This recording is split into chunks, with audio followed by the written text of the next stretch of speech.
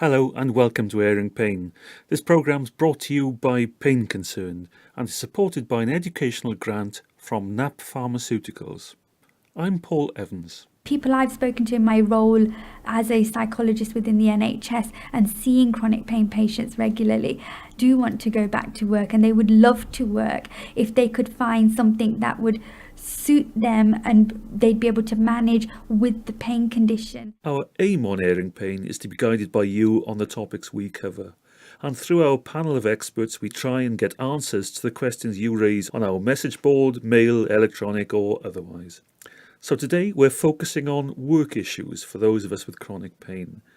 It's a huge and contentious area, especially in the context of the Work Capability Assessment and Employment and Support Allowance, the ESA, which replaced a range of incapacity benefits for all new claimants back in October 2008.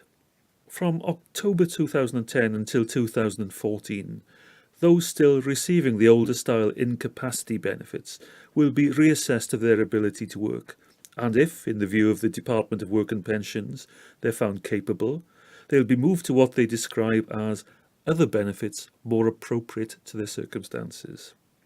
Now, the fear is that people who are found to be capable of work will be moved to job seekers allowance, which for some people could mean a reduction of around £25 a week in their benefit. At the outset of this programme, I'd like to pass on a request for your help from the Long-Term Conditions Alliance Scotland, and they're collecting data on how the welfare reforms affect people. They'd like people who've already been affected and those who are concerned about how they might be affected in the future to tell them about their experiences. So if that applies to you or someone you know, then we at Pain Concern will be glad to pass on your experiences. I'll tell you how to get in touch with us at the end of the programme, so please have a pen or pencil and paper handy to take down the details. But first the question has to be asked, is work good for us?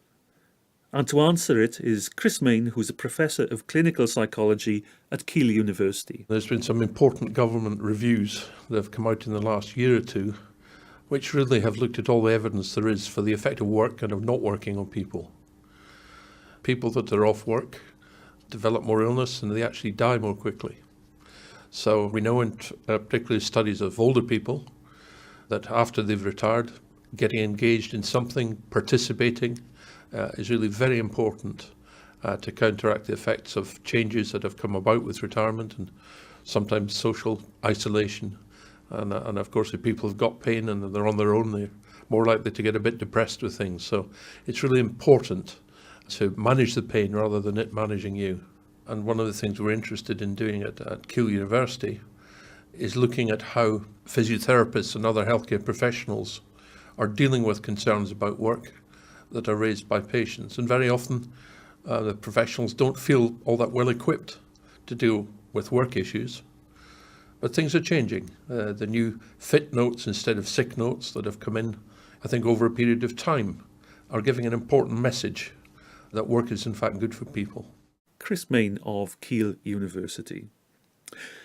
Elaine Hever of the Bath Centre for Pain Research is conducting studies into these issues and specifically focusing on the rhetoric we've just heard that work is good for us.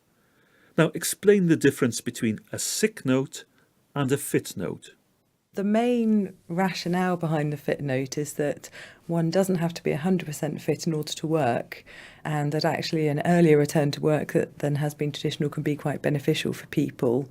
Also that there are very active things employers can do, such as putting in place phased return to work or workplace adaptations like a different chair or a different desk or special mouse mats, those kinds of things, or bigger changes that might need to happen.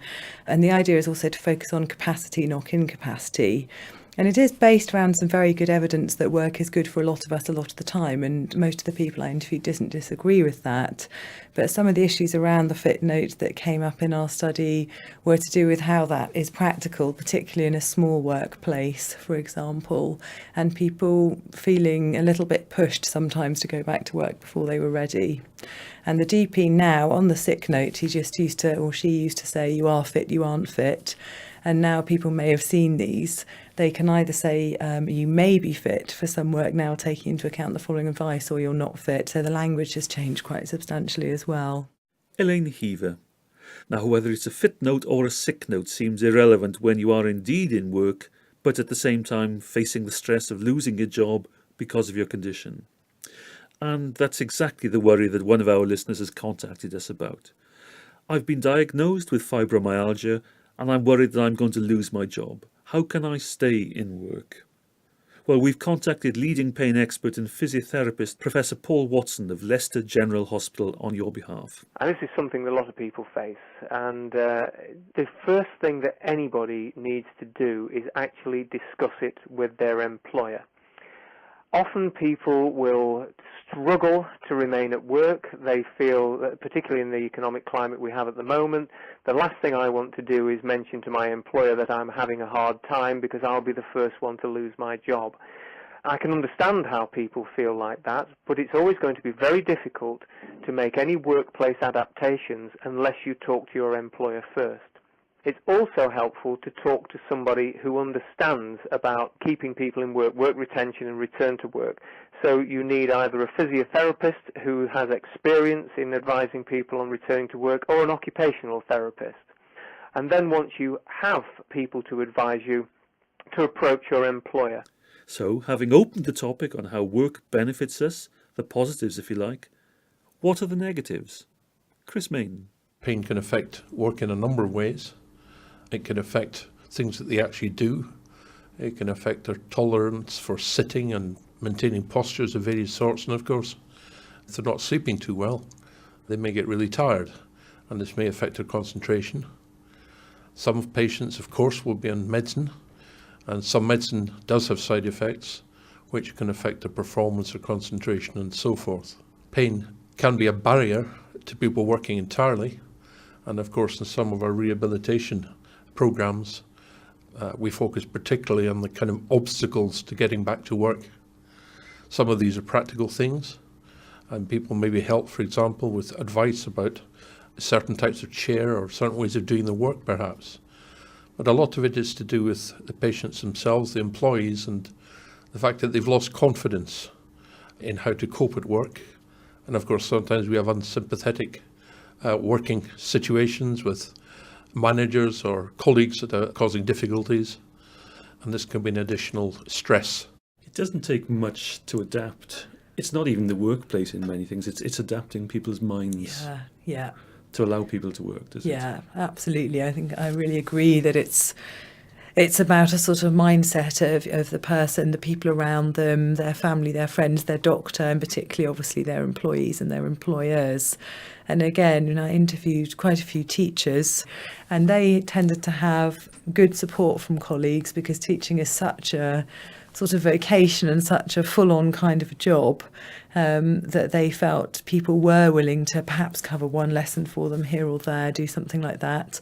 Another lady talked about a school who'd taken her off cover duty so she wasn't having to move from place to place around the school building. Of course, in a school you can relieve teachers of playground duties, lunch duties. Yeah. You can't relieve them of a class of 30 shouting children. No, and one of the very simple example I can give you where the mindset had not been shifted in a way that was helpful to her is this particular participant had to go to hospital every 6 weeks for a day, and she knew that, and the school knew that, and they knew that when they took her on. But every time she had to go for this hospital appointment, she was made to fill in all of these forms and go and ask the cover supervisor, and she felt she was being humbled in a way that was not helpful to her by doing that. And as they knew the whole year in advance which days she would need to be off, that could have been organised in one fell swoop at the beginning of the year, and she just wouldn't have felt that she had this stigma attached. Elaine Hever, and before her, Chris Main. Dr. Shilpa Patel is a research fellow at the University of Warwick, and she's also a health psychologist with Milton Keynes NHS Foundation Trust.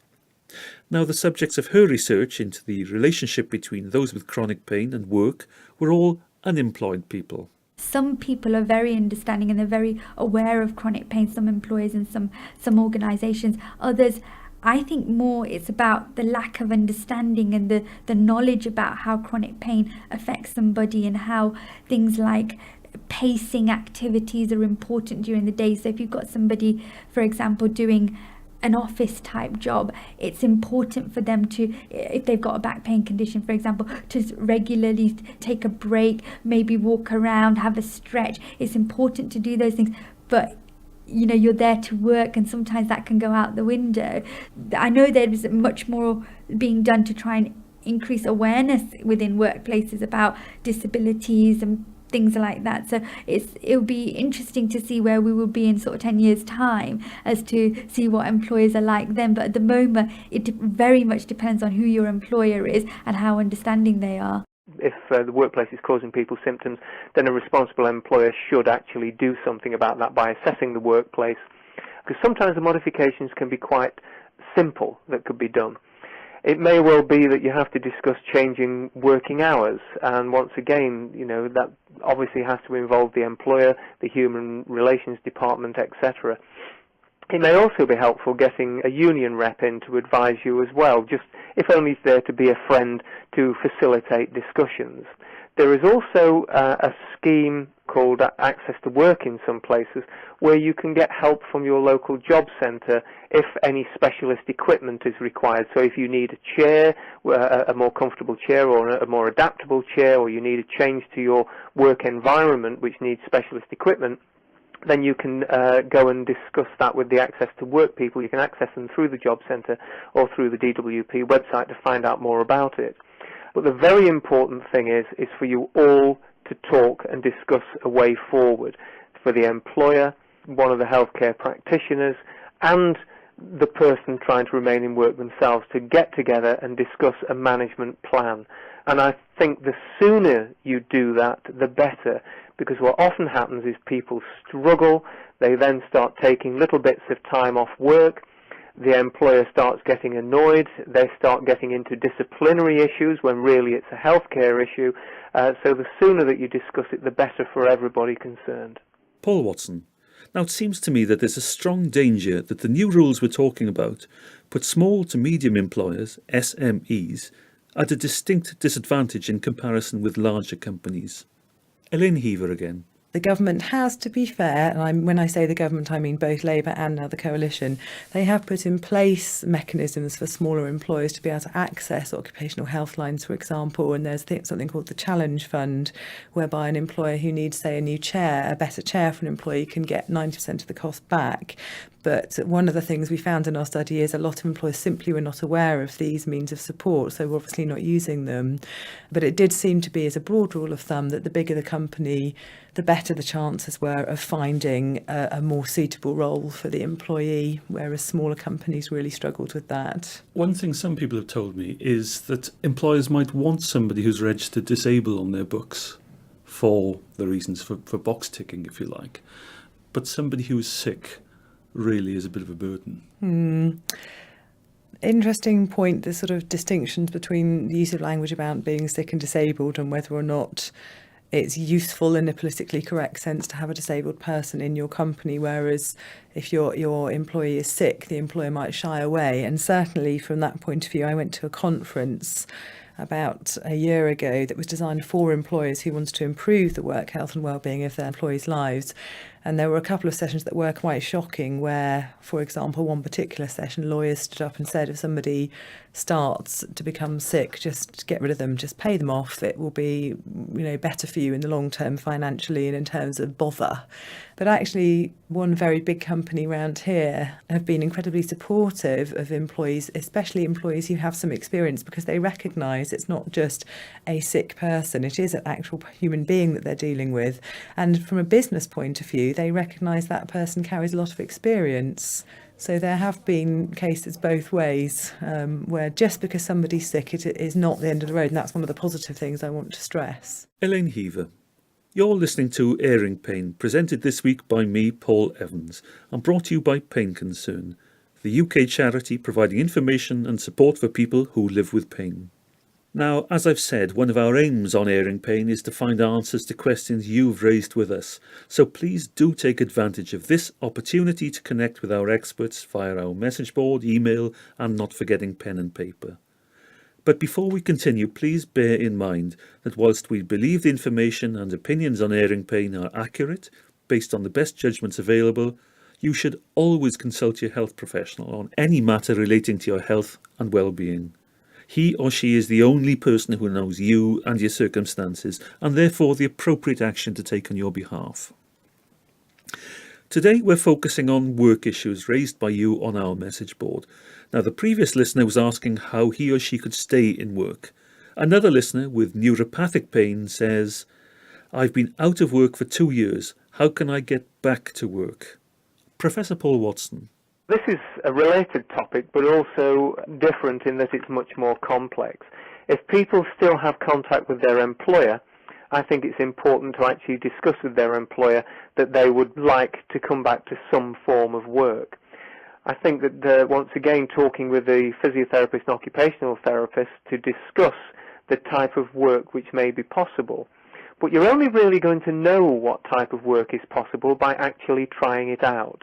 And therefore, if you have contact with your employer, getting in touch and saying, I'd like to come back, are there any openings? And discuss the number of hours that you think that you might be able to do, say just for a couple of hours a day, and then see how you go. So that will be one way. However, unfortunately, most people who have been out of work for 2 years usually haven't got a job to go back to. Their job has gone, or they've been made redundant, or they've had to retire on ill health grounds. So the vast majority of people who've been out of work for 2 years usually haven't got a job to go back to. PaulWatson. A further stressor and challenge for someone with persistent pain is in trying to convince people of the full impact the illness has on their lives. For example, filling out an application for disability living allowance or employment support allowance can be a major cause for concern. Elaine Hever again. The kinds of questions that are asked in the new work capability assessment was a particular problem for people, because our participants with chronic pain felt these kinds of questions on these kinds of forms do not capture the experience of the illness itself. Very simple example, a lot of the chronic pain patients talked about its fluctuating nature, and some of the questions, as I'm sure people will be aware, say things like, can you lift a heavy bag of shopping? Can you turn on a tap? Can you do this? Can you do that? How far can you walk? And people said to me, yes, I can do those things, but then I might be flat on my back for 3 days, and there isn't space within that form to express what these activities' impact might be on the rest of their lives. So that was a really big issue, and one that we have thought about raising with the DWP, and we have had some communication with them on that. They say that their advisors are trained to take into account worst case scenarios, but it's often very difficult by the nature of written communication as opposed to an oral interview with somebody. The form can become very problematic in that way because it's almost too objective to capture what's happening for people in their everyday lives. That's right. It's easy for me to say to you, I can do something today, and I could do it last week, but I can't guarantee that I can do it tomorrow. Yeah, absolutely. I mean, that word guarantee is key, I think, in terms of our study looking at chronic pain patients and work. People felt very strongly, well, who is going to employ me? Employability was a big issue that wasn't picked up by the government, people felt. And that fits my own experience in the private sector too. The outcome of a process that took nearly a year from when I'd become too ill to work was that the occupational health doctor contracted by my employer concluded that my functional capability must now be deemed to be permanently impaired, and that I was permanently incapable of carrying out my role. So, if I were to apply for a new job suiting my experiences and capabilities, I may well be able to impress my prospective employers at interview whilst at the same time showing no visible signs of being chronically ill. So how, in all honesty, could I accept a job where I or the employer wouldn't know from day to day whether I'd be fit enough to turn up the following day? There are increasingly a number of employers who are quite willing to take people on a trial basis. The Department of Work and Pensions and Job Centres have tried to set up with a number of employers who would just take people on a short job experience. Now, I know sometimes people feel that, well, I'm working for nothing. I know we all have mixed views about that, but I think the only way that people are going to know how much they can do is actually by engaging in some type of workplace activity. Now, there's also things people can do at home, because if you think that you're going to have to do a job for sort of 2 or 3 hours a day, perhaps people can set up activities that might mimic that in the home. I know this might sound a little bit off the wall, but if you are required to, say, sit at a computer, you can sit building up your sitting tolerance. So it would be that you would sit perhaps and do some work sitting down at a desk or at the table. So you can go to an employer and quite confidently say, well, I can sit, as long as I get up for 5 minutes every half an hour, I can sit at a computer for 2 hours, 3 hours, or something like that. If you were looking for a more physical job, then perhaps you could look at doing some simple tasks around the garden or in the house, so you can assess what your physical capacity is. And you could say, well, I know I can pick up and lift things up to a certain weight so many times a day. I can, bend and lift, I can pick these things up. So you get an idea of the sort of physical capacity that you have. And that sort of thing, in addition to advice from a physiotherapist or occupational therapist, can give you a little bit more idea and confidence of what you physically can do before you start applying for jobs. Did you find any of your participants taking blame themselves for not being able to work? That's a really interesting question, the sort of blame that people put on themselves.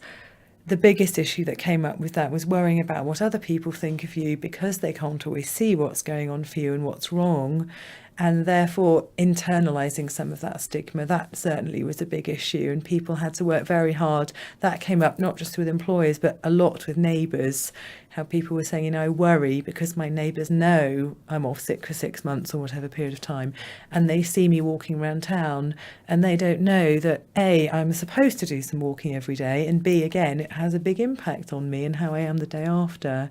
And I remember particularly one fairly young participant being very angry because they felt that yes, she was working, but at the expense of absolutely everything else in her life. She had no physical or mental energy left at all in the evenings or at the weekends.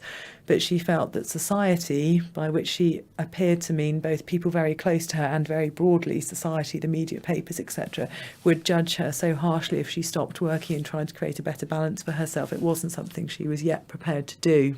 That's right. It's a powerful thing, isn't it, where employers or neighbours, whatever, they see you working 100%, but they don't actually see or realise that 100% is 100% and there is nothing left at the end of the day. Yeah. And just little things. Again, more than two actually, people really specifically talked about commuting in London on the tube and how problematic that is. And the story with this was that they would get the disabled seat because they really needed it, and then would be asked to move in quite nasty ways. Not even sometimes because somebody else wanted it, just because another passenger saw them sitting there, saw they looked physically fine. Perhaps they didn't have a stick, perhaps they just looked okay on that day. But that was a really big problem, again, in terms of how society was viewing people and how people were having to internalise that. Elaine Hever's research is moving into a second phase, and this is where you can help. One of the findings from the first study was just how important it is to get employers to be really thinking about how to help people return to work or retain current workers. But if anybody out there is interested in participating in the next phase of the study, which is really focusing on employers and employees and how we can make the system better in that way, please contact me. And if anybody is an employer who's listening to this, or if anybody has an employer that they think would be interested, we would love to interview them. And if you can help Elaine Hever, then please contact us at Pain Concern and we'll pass on the details. I'll give you contact information at the end of the programme. You're listening to Airing Pain with me, Paul Evans, and we're discussing issues around employment for those of us with chronic pain. So what are the barriers we set ourselves in getting back into the workplace?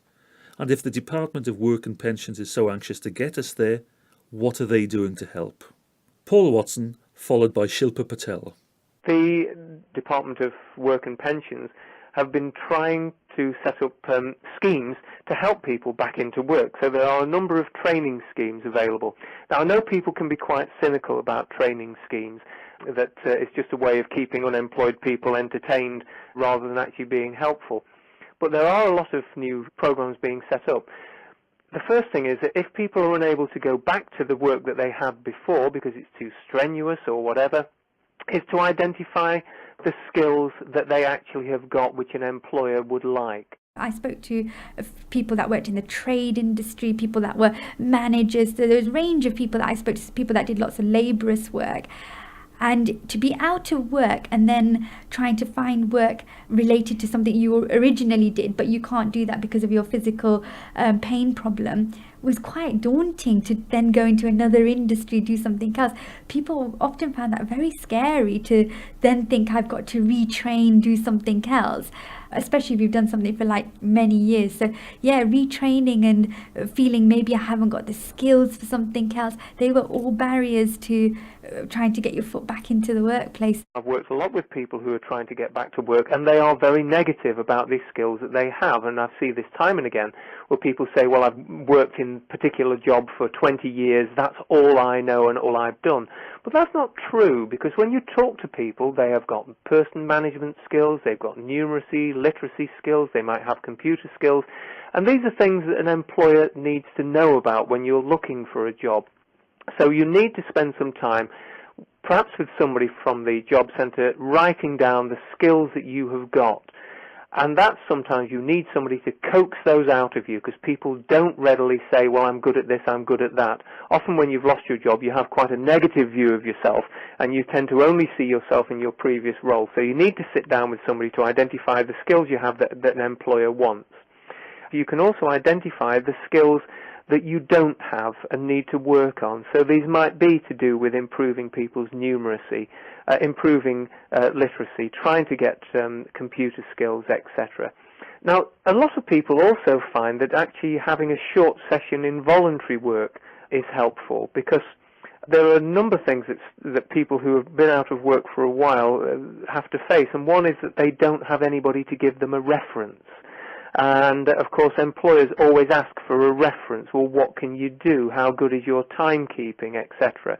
So by doing a short period of voluntary work, that might be, has worked for some people, because they will have a reference from a respected person that says this person has attended, they were regularly doing X number of hours a week, they were always punctual, pleasant, etc. And that can go quite a long way to an employer, is to have a reference.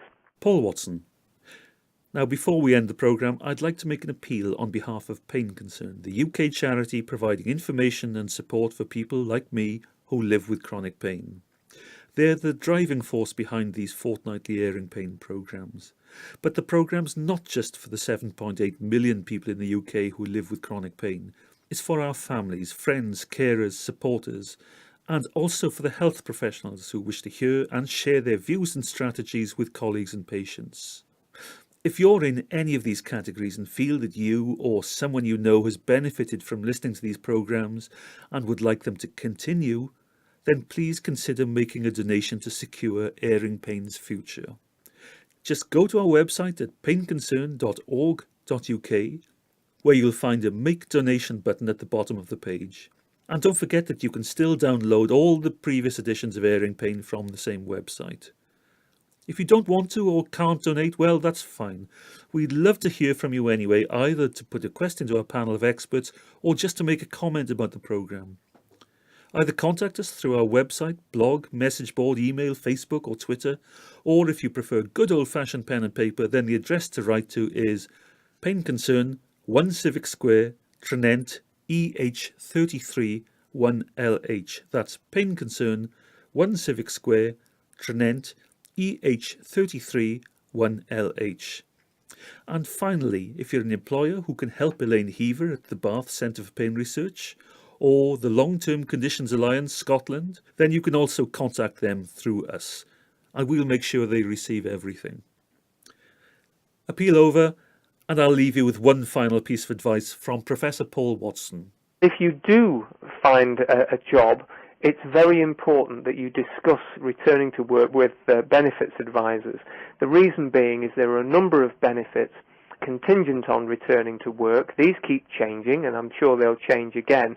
So when you do go back to work, you always discuss with the benefits advisor first.